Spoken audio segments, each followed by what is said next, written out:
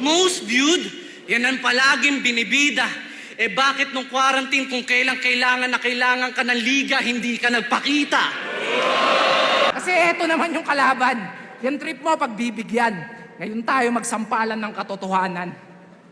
Wala ako nung quarantine kung kailan ako pinakakailangan. Pero ginawan ng paraan. Sinuportahan ng di nyo namamalayan.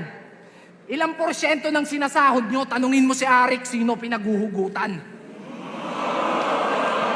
Nag-aabono ako. Nag-aambag ka lang. Baka sabihin mo, lugi ka pa niyan. Kasi ibabaon ko na lang to ng tumubo ka naman. So, nag-ambag ka nung talimpi, nung quarantine. Thank you. Salamat, pare. Ba't ko naman i-insultuhin yun, di ba? Thank you.